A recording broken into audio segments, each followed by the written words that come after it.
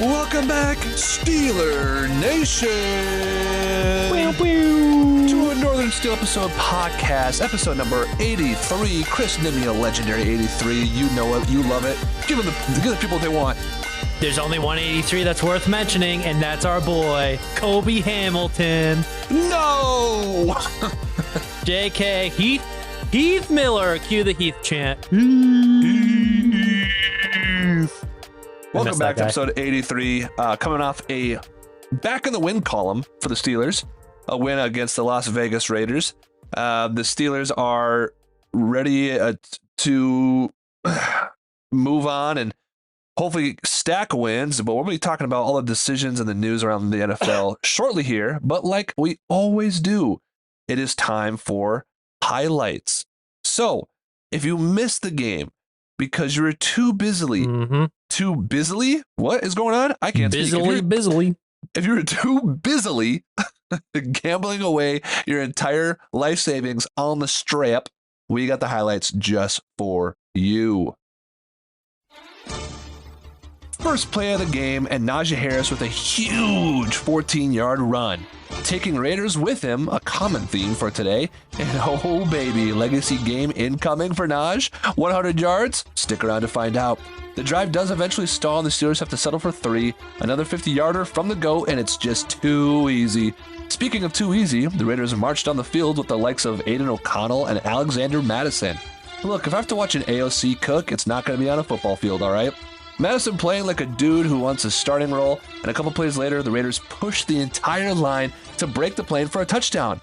Are we serious right now? The line is pushing the Steelers around this easily? Is it over already? Wrap it up?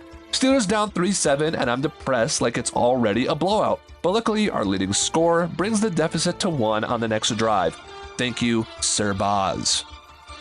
Steelers find themselves in a treacherous 3rd and long, a place they have battled all season. Fields rolls out, making a marvelous throw on the run, finding Calvin Austin for a huge gain. Truly a play only a QB1 can make.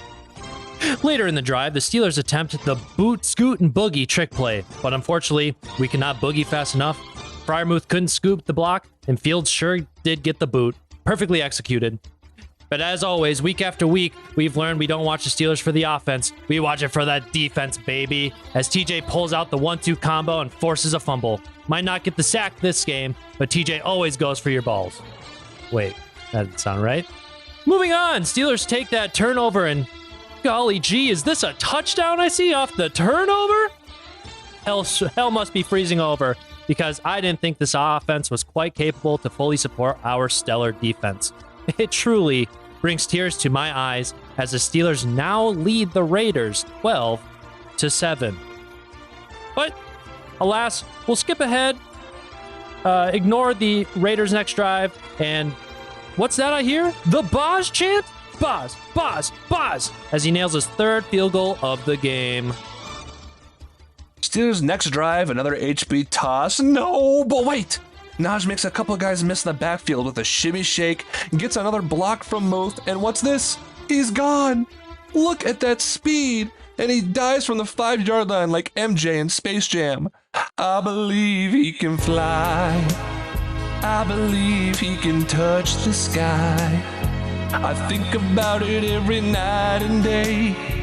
Now scoring a touchdown on this play. If you didn't believe before, just like Naj, you can soar out that door. Oh yeah, now she's my guy till the day that I die. Oh yeah, Naj is my guy. Najee Harris with an insane play, so insane that it's lasting a full entire minute in these highlights. But the fun is over because the Raiders have the ball back and they are driving. O'Connell back to pass, and he throws this one in a tight window deep down the sidelines to DJ Turner, making a great catch over Joey Porter's head. Later, it's going to be 3rd and goal after being stopped just short of the goal line. The Raiders are going to hand it off. And oh my God, another forced fumble, and it's from TJ Watt. He's the best. I'm telling y'all, I don't give no F's about Myles Garrett or Max Crosby. Even without sacks, he's the best. Period. Then on the Raiders' next drive, it's 3rd and forever, and O'Connell sails a pass right to Dante Jackson. That's his 3rd pick of this year, and I miss DJ, the wide receiver, but I love DJ, the cornerback. This play is going to set up a beautiful, rare play call from Art with a fake HB toss, and Fields is going to keep it with the easy lane for the touchdown. Steelers are now putting B to A, as the kids say out there. For all you boomers out there, that's belt to ass. As the Steelers are now 29-7. Fields 2 touchdowns with his legs. I mean, this guy's not getting benched. Am I right? You know, late in the game, Raiders have no choice but to go for it on 4th and 2, as they need a touchdown. And when you know it, they get it. Ooh, exciting. Anyway, on the Steelers' next drive, closing out the game, what a perfect time to run. But Fields says, F that, and launches an extremely underthrown ball to George Pickens. Would have been an easy touchdown if he would have let George. But he makes a great catch at the 3, and in classic Steeler fashion, we move back 20 yards and settle for a field goal. Boz! Boswell nails his 4th and final field goal of the game. Steelers walk away with the largest point differential victory since Victor Three Toes Stupinski when he led the Steagles to a 30-point victory back in 1937. Little history lesson for you, Dom. Oh, thank you. Thank you very much. So the Steelers up to 4-2 now, getting the win, getting 30 points the first time with Justin Fields, Arthur Smith era. Kind of smoked him there, Chris. What did you think about that game? I would say for the first time in forever, I was not panicked. I felt pretty good. Realistically, like, I'll give you like the first quarter. I was like, it's going to be one of those games, a classic Tomlin trap game. But no, I think defense looked really good. I think offense contributed enough to like get us, you know, this lead. But it felt like a way more well-rounded game to me personally. Yeah, I would say that the defense obviously is a big reason why they won that. It was looking a little scary at first, but yeah, I mean, with 30 points, you're kind of thinking like, okay, you should be excited. You should be happy. You should be pumped as a fan. But like you said, the offense wasn't really doing much. I mean, they did score 30 points, but they got 3 balls in scoring range off of turnovers, I think. Mm-hmm. So obviously huge deal that helped out a lot there. And it honestly should have been more. I mean, there's a couple plays where the trick play moved them backwards a lot, where they could have got at least a field goal on that drive. There was a couple of plays on 3rd and goal. I mean, Justin Fields threw a ball 3 yards over the line of scrimmage for a touchdown that had resulted in a field goal. Even when you talked about George Pickens, the underthrown ball to Pickens at the end, that could have been a touchdown. But then the very next play, which these highlights didn't show, Pickens drops a touchdown. And it hit him right in the hands. So it honestly should have been more. I mean, they could have put up 40 points on this team, and they should have. And I think that is part of the reason to be doing the decisions that they're making. That's part of the reason. It is. It's part of the reasons they're making the decisions they're making. And if you did not see, although it's not official yet, but it's leaning that way, on the press conference, Mike Tomlin said that he is ramping up Russell Wilson to start this coming week. Why? So, go ahead. What you guys I was just going to say, like, that's my biggest question. Why? I mean, look, I get it. This offense has not been anything spectacular by any means, but I mean, that's also goes without saying. Fields has been a competent quarterback, which is competent play is what we've been missing for a while. Granted, I think a big portion of previous years was a combination of that and an offensive coordinator. But I mean, he hasn't been turning the ball over. It's not like his receivers have really given him any help. But the thing is, Fields has been making plays with his legs. He's been getting us into a position, extending drives. You know, it might not be touchdowns all the time, but we are getting field goals, hence Boz leading our entire team in scoring. So, I mean, it's frustrating. Plus, it's frustrating, too, when we have a winning record. It's not like, you know, if we were 2-4 at this point, then I'd be like, okay, yeah, the nod goes to Russell Wilson. And I'm not saying Russell Wilson can't replicate the same thing for this team. I think there's pros and cons to both quarterbacks. Obviously, Fields is a big time runner. He's going to create plays with his legs.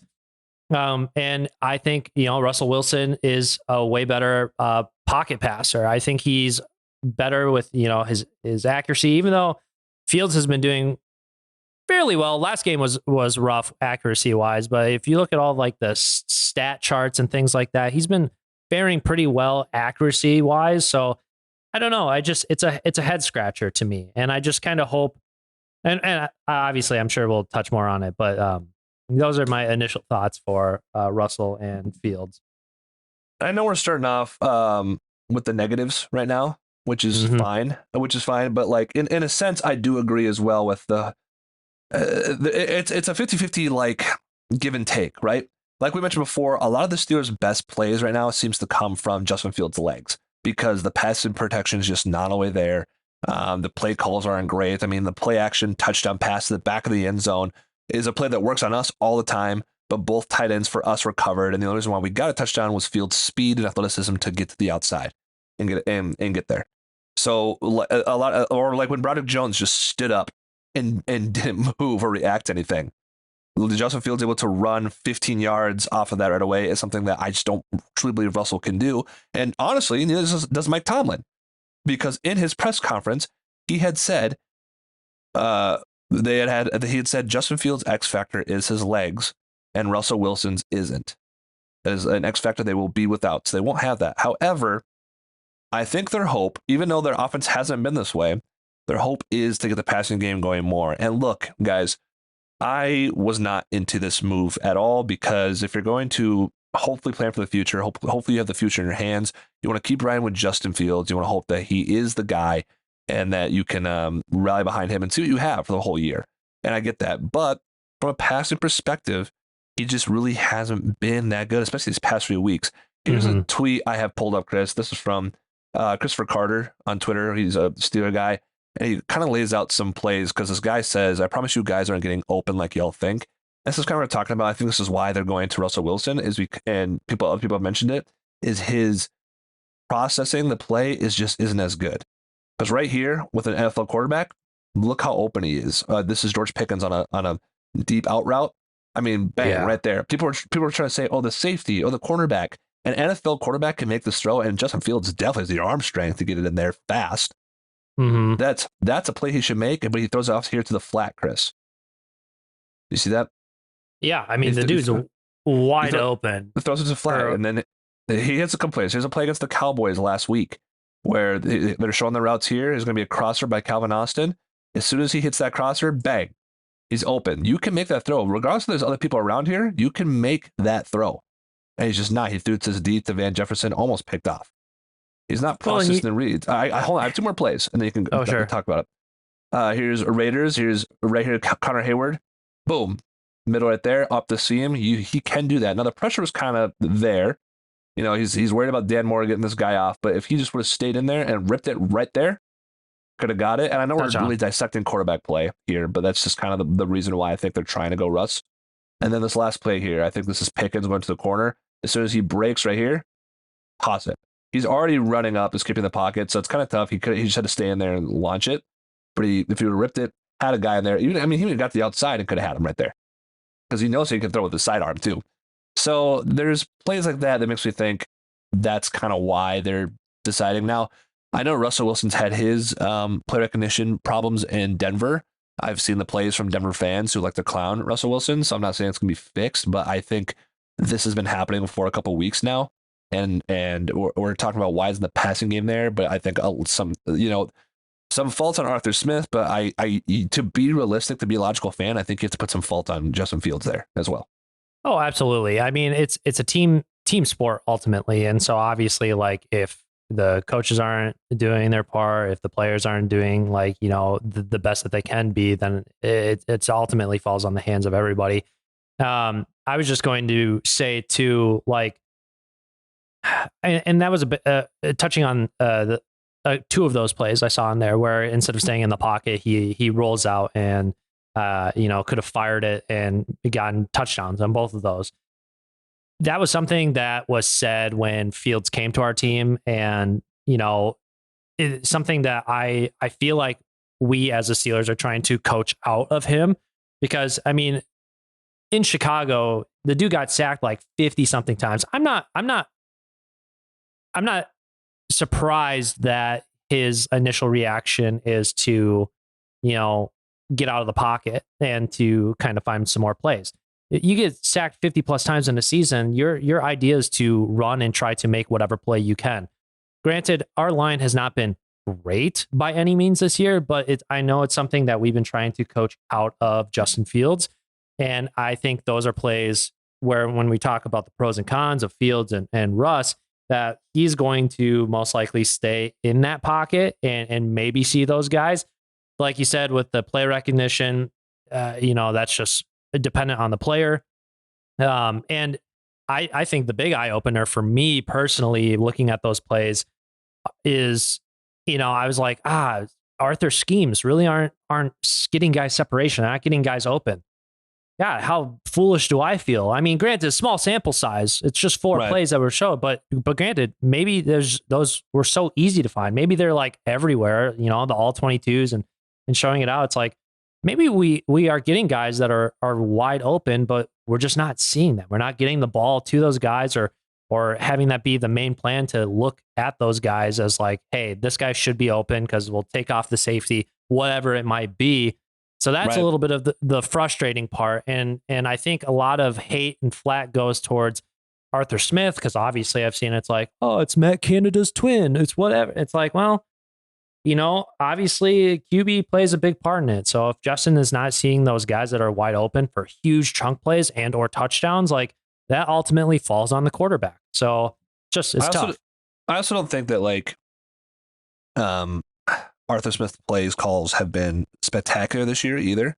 He's been better than Matt Canada. That bar is in hell, but he has been better than Matt Canada. I don't think his play calls have been phenomenal either, but I guess we're going to have to see, and we're going to get to why I don't think this is the right time. They haven't made it official, but I think they lean towards Russ. I think they probably do start him this Sunday night against the New York Jets. I am going to get to why I don't love that right now for this week, but we'll get to that when we get to the plays of the game, and when I kind of go over the depth chart as well. But before we move on to a different segment that you might want to do, Chris, but before keys of the game or whatever, I just want to give a shout out to Najee Harris in that game. A lot of people are always dogging on Najee Harris. We've always stood up for Najee Harris, always loved Najee around here. And I have a little stat breakdown. I think maybe you've seen this as well. But since 2021, his rookie year, Najee is 4th in rushing yards, 8th in yards per game, 9th in receiving yards, and 10th in rushing touchdowns. And people want to say, well, that's because so-and-so got hurt. That's because Nick Chubb got hurt or Saquon got hurt or whatever got hurt. The thing is, Najee's best ability is availability. And Absolutely. Absolutely. No, I think that's a great point to bring up. It's like, if there's one thing that we never, ever, ever see out of this dude, it's his availability, like you're saying. The dude's durable as hell, but also he holds on to the ball too. I think I've seen Najee fumble one time, if I can really think. I think twice. I think twice or 3 times, and I think every time it's been when he dives over the goal line with his ball with the hand out, with the ball out in the air. I think he's fumbled twice doing that. Yeah, and I don't know. There's so much to be said. I've always been a Najee believer, and I hate all the Najee talk and everything. But like, this dude is such a team guy. I think he's so good to have as far as a chemistry goes, and he's always available. Yeah, he might not always get like the best running games, but at the same time, how much of that is him? How much of that is the scheme? How much of that is our putrid line? So, it give and take a lot of the aspects of the game, but hats off to Najee Harris on that last performance. And I was just going to say one more thing about the quarterback before we get into my possible quick segment and then keys of the game. If there's one thing optimistically that I'm looking for moving forward, if we go with Russ, I said this at the beginning of the year as like an idea when we didn't even know if Fields or Russ was going to be QB1. I said, I kind of hope that if Russ gets a starting job, that Fields still finds the field. The Saints did it when they had Drew Brees and Taysom Hill. I know Taysom kind of came in as like the wildcat, could pass the ball, but, mainly used his freakish athletic ability to run the ball and get that first down. I think we have that and better in Justin Fields personally. And realistically, I mean, he has chemistry with some of our receivers. I would feel comfortable if he wanted to make a throw down the field if it came to it, but it'd be nice to get him involved in the game somehow. I do think that makes things difficult because I think consistency is key when you're switching around quarterbacks with different cadences and the way they spin the ball differently. Unless Justin Fields is just running it, but still, I feel like there's consistency is kind of key with that, and that can spell trouble for you potentially. True, but it's not like you're looking to do it every single drive or whatever. It could be like every once in a while. Like, hey, it could be like one play a quarter or like not even that. Just something to change up the tempo a little bit and maybe, give us a chance. I see what you're saying. That was my only thought. And then one more quick thing before you go into your segment, unless it's about NFL news. Is it? No. Okay. I want to bring this up because I want to make this podcast a little bit more condensed. It's a Thursday right now. I want to get this out, and I have stuff to do today. But I want to talk about NFL news real quick. Obviously, the Steelers missed on Brandon Ayuk. There's other delusion trades we talked about, like Davante Adams. He got traded to the Jets. Steelers will be playing the Jets on Sunday night. Davante Adams is going to play. I guarantee you that. So we've seen Davante Adams. Amari Cooper traded away from the Browns. He's on the Bills now for a third-round pick. So Amari Cooper gone. The Steelers left. Now fans left wondering who is out there left for the Steelers to get for wide receiver 2. Mike Williams is available from the Jets. He is someone who the Steelers wanted to meet in the offseason. He is not having a good year. He's barely scoring. He's barely more productive than Van Jefferson right now. So I don't know how much of an improvement that would be. I would say the delusion rumors, if you want to stay in delusion land like I do sometimes, or we just don't trade for anybody at all. But if you want to stay in delusion land, I would say DK Metcalf. There's no rumors about it. But DK Metcalf, I saw a rumor about Cooper Kupp randomly, which I don't know why the Rams would ever trade Cooper Kupp except for he's older and they don't want to pay a contract when it seems like they're rebuilding. But the fact that if he came to the Steelers and the fact that I could sing the best part of waking up is throwing the Cooper Kupp for my own team would be awesome. So that's something I would like to do.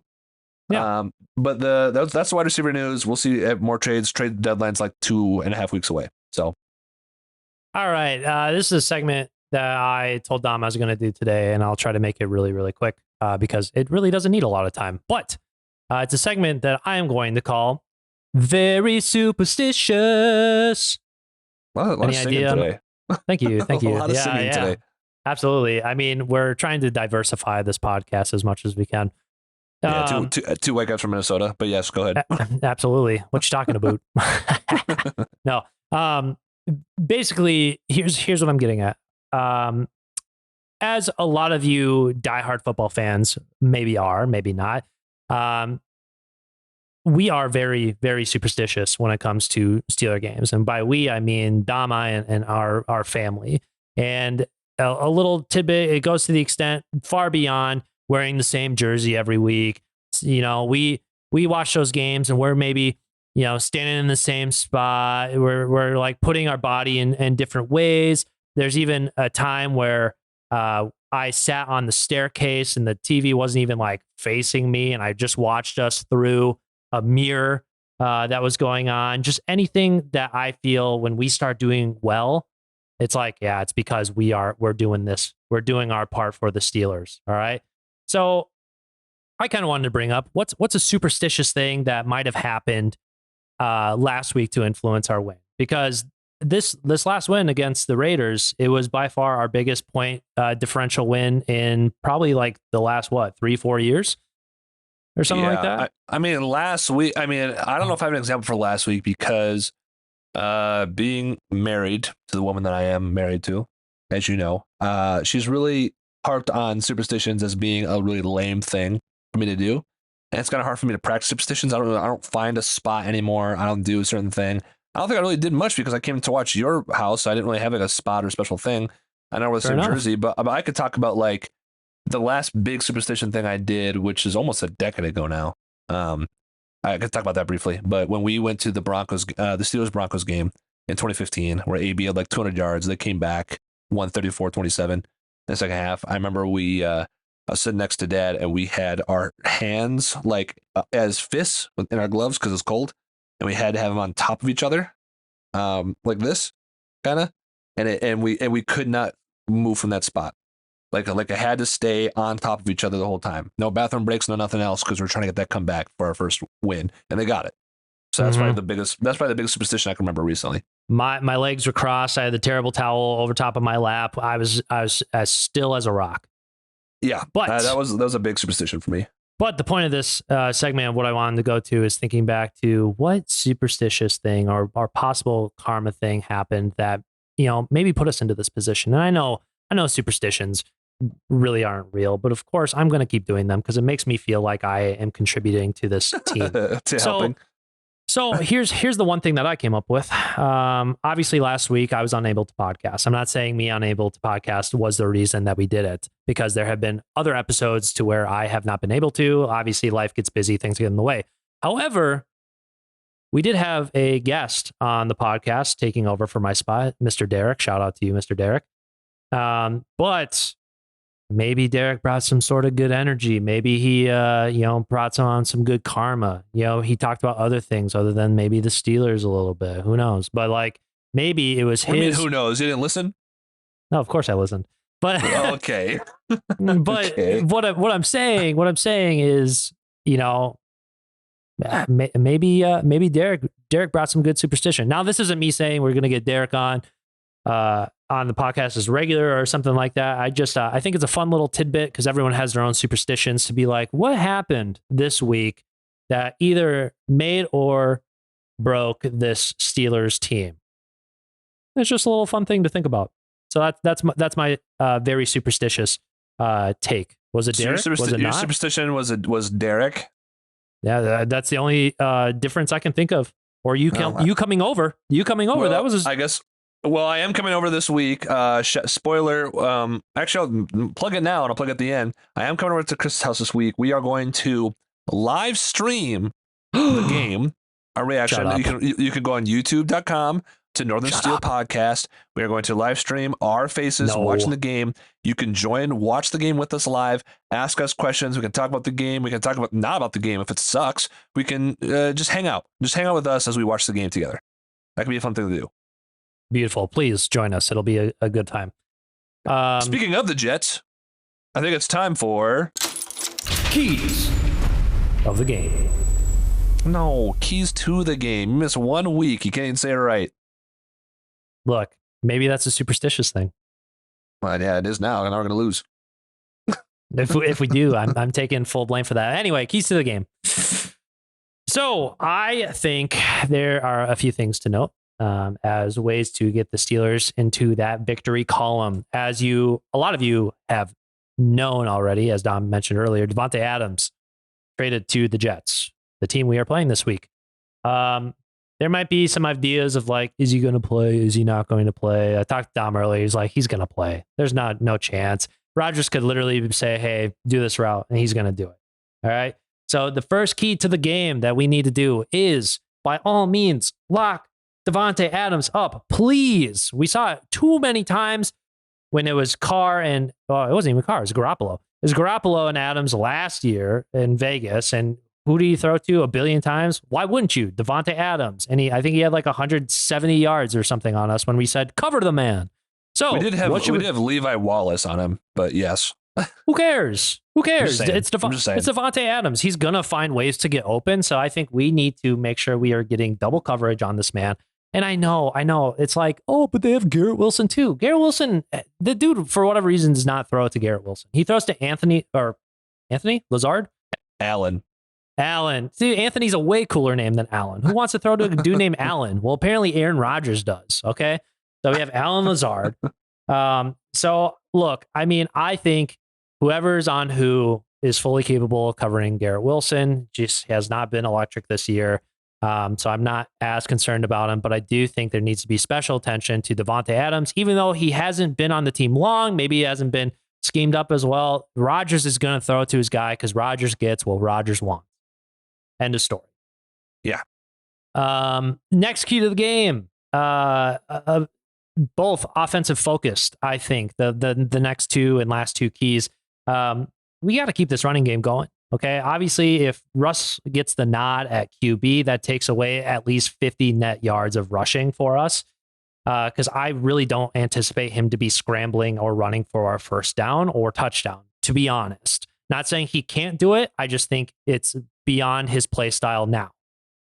So that being said, Najee just came off of a big game. I know Jaylen Warren is back, had kind of a rough one last week, but it's been a little more struggling this year. But how much of that is like lack of attempts, lack of holes, or maybe he's just having an off year? Who knows? But obviously, both of those guys got to be firing both cylinders. We got to get some excellent blocking schemes going, and we just got to establish a run game, especially with a new quarterback in there.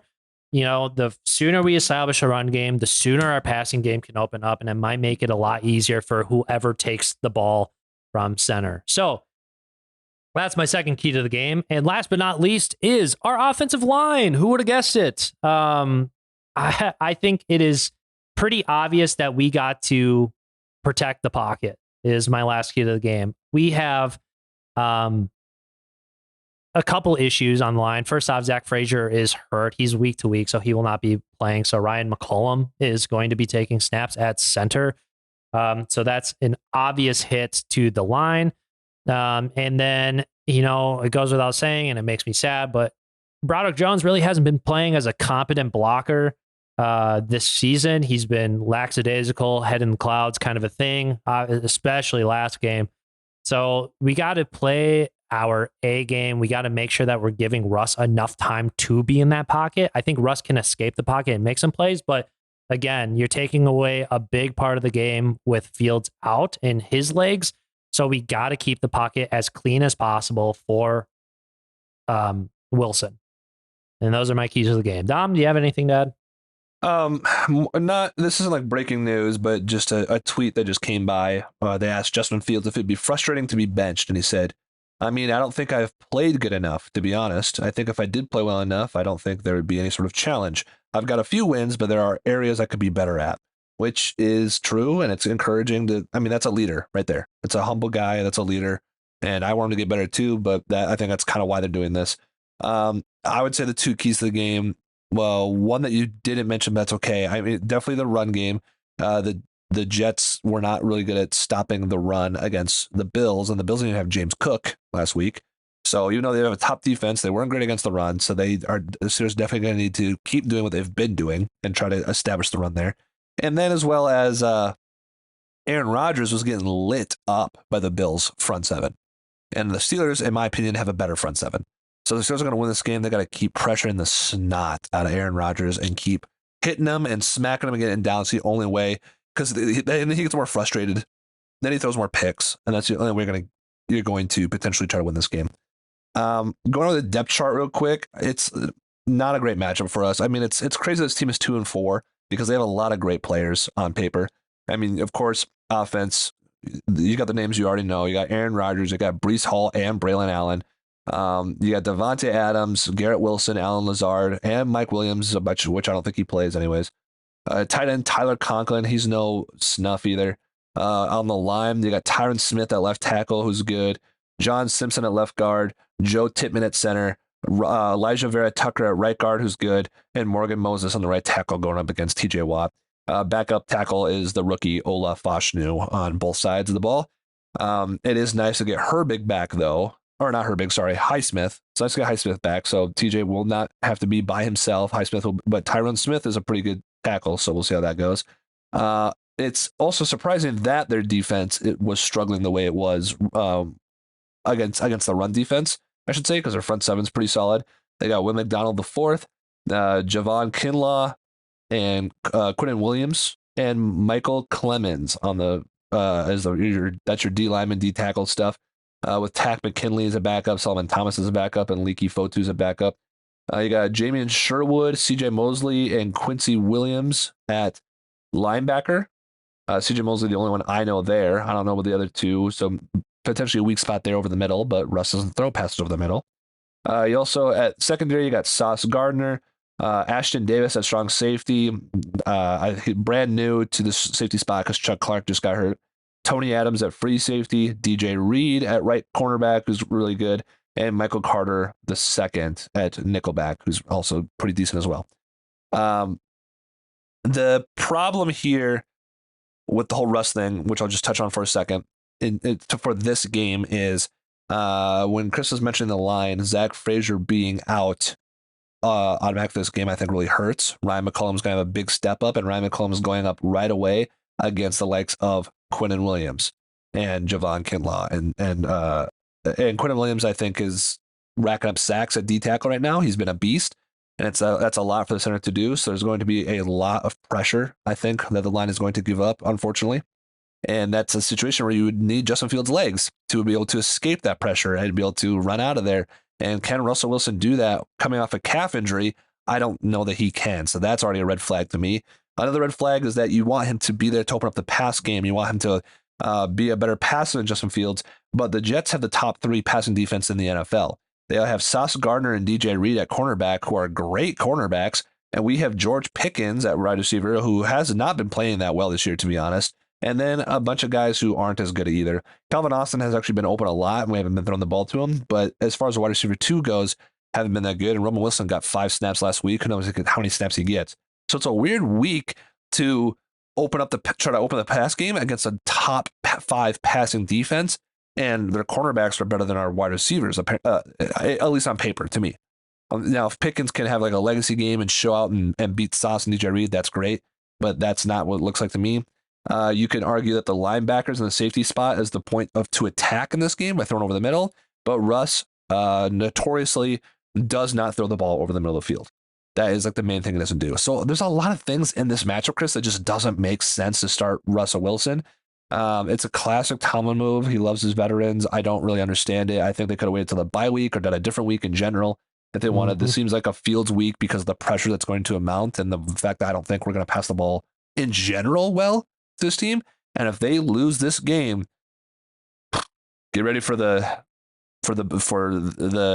toxic, the hate that's going to come out in the woodworks next week. It's going to be crazy. Oh yeah. I will say though, even though I do want Justin Fields to start, I'd rather watch him play. I love the Steelers. I want the Steelers to win the games, and the Steelers can't afford to lose games. So for all you Steelers fans out there who want Russell Wilson to do bad, so Justin Fields can come back, don't wish for that, because we can't afford to lose games, you guys. We cannot. We're going to have a really tough schedule after the bye week. Commanders were the only easy game, and now they're not. now they're tough. So right after the bye week, every game difficult from here on out. So we cannot afford these losses. We got to go to the bye weeks 6-2, and we need Russ to play well, to be honest. Agreed. Well said. Let's do our game picks. Let's get out of here. Let's do it. Last week, Chris went.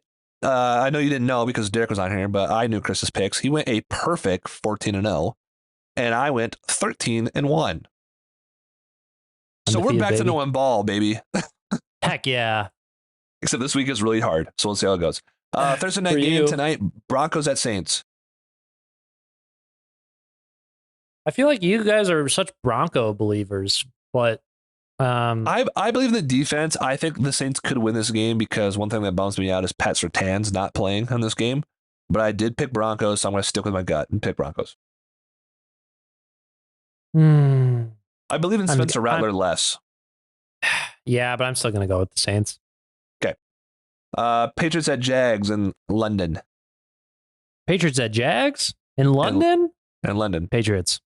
So I'm going Jags, and the only reason why I think the Patriots could win this game, and I kind of hope they do. They've already been in London? Yes. And I think that is some sort of an advantage. They're already there. They're used to the time difference. They're not exhausted from the plane ride and everything else. They've been there for another week. So I do think that is a big advantage for them to be there. Because they've been there already. But I would like to see the Patriots win because I like Drake May. I like to see him do well. But I'm going to pick Jags. Sure. Tough game. Lions at Vikes. That's going to be a tough game, but I'm going to go Vikes. I'm going to go Vikes also right now because it's at home. Lions lost Aiden Hutchinson too, which is going to hurt. Titans at Bills. Bills. Yeah, Bills. Easiest game of the week. One of. Dolphins at Colts. Is Tua back? No. But Anthony Richardson's back, even though Flacco keeps winning. Which makes it worse for me. Yeah, but I'm still going to go Colts then. Me too. Me too. I'm just saying it makes it worse for me. Seahawks at Falcons. Falcons. Gonna go Falcons as well. If you want to stay delusional and hope for a DK Metcalf trade, hope the Seahawks lose, hope they suck. Texans at Packers. Ooh, that's a good one. But I'm going to say Yep. Packers. I also think that's a really good one. I am also going to say Packers because at home. This is a hilarious one, and I'll tell you why in a second. Bengals at Browns. I know why it's hilarious. Yes. But I am going to stay delusional and say the Bengals because the Browns are sucking. But they haven't won in like the last 5 or 6 matchups or something like that. Yeah, Joe Burrow is notoriously terrible against the Browns. I think he has a 1-5 record against the Browns. He always loses to the Browns. The Browns just got rid of Amari Cooper. They've been bad. I would say the biggest point of morale, which is why they could win this game, depending on how well he does, and he's the only Brown I like, is Nick Chubb coming back. So that is a big boost of morale to the team and to the city. And I do like Nick Chubb. If he comes back and he plays on fire, they could win this game just based on that hype alone, on that vibe alone. They could win this game.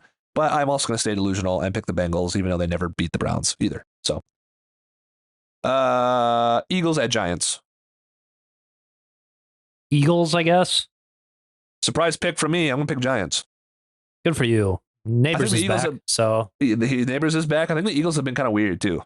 They have not been really impressing me too much. And Giants, their front seven's been impressing me the most of anything. Their front seven's been really good.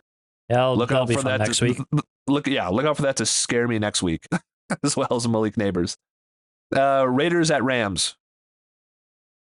Rams. Yeah, I gotta go Rams. Would love to see the Rams lose to keep the Delusion Cooper Cup trade, which came out of nowhere. That'd be cool. But Rams. Panthers at Commanders. Commanders. Easiest game of the week. Say Commanders. Fast enough. Commanders. Chiefs at Niners. Honestly, I know this is a Super Bowl rematch. Mm-hmm. I'm gonna say 49ers. I am as well. I know it's crazy. I don't think the Chiefs have been playing that well. Their defense is playing good, but Mahomes 6 touchdowns, 6 picks. They don't really have any playmakers on their teams right now. Chiefs are also looking for another wide receiver. I think the Niners are better than what the record says, and they're getting better. They play at home. Their fans are really loyal. That's a tough place to play. Revenge game for the Super Bowl. I'm going to go Niners. Me too. Jets at Steelers. Steelers, hopefully, for the love of God, please. Yeah, I'm picking us too, but first time I've been nervous in a while. So regardless of the Steelers have been racking up some losses here, I wasn't nervous in those games. I'm nervous for this one. Ravens at Buccaneers on Monday night. I'm going to pick the Ravens, but like Tampa is a good team and they could definitely pull off this win, and I hope they do. That's my another don't shoot the messenger pick. That's my upset pick again. I'm going to go Buccaneers. Dom's like, I know football, and then he's going to pick all these upsets, and none of them are going to go his way. I'll remember that for next week. They all go my way for sure. I hope they do. I really hope they do. Ravens have been steamrolling teams as well. They've been really, really good. But, Buccaneers have been pretty decent as well. They've had some mistakes, but at home, I guess I'm going to go Buccaneers for now. Sure. Chargers at Cardinals to finish it out. Chargers. Yeah, based on the Chargers defense alone, I'm going to go Chargers. And that's the picks. So Thank you for listening to the Northern Steel podcast. If you would like to follow us, please go to Twitter, Instagram, YouTube, TikTok, League of Legends, Grubhub, Club Penguin, or McDonald's rewards. Reminder, we are live streaming the Sunday night game. Sunday night watch along, sing along, dance along, party along with Northern Steel podcast. Please. Yeah, exactly. We are all in this together. Go on youtube.com/Northern Steel podcast to watch the game with us this Sunday night. And Chris, do you have any last words for the people? Go Steelers. No way. Go Steelers indeed. See you guys next week. Deuces. Peace.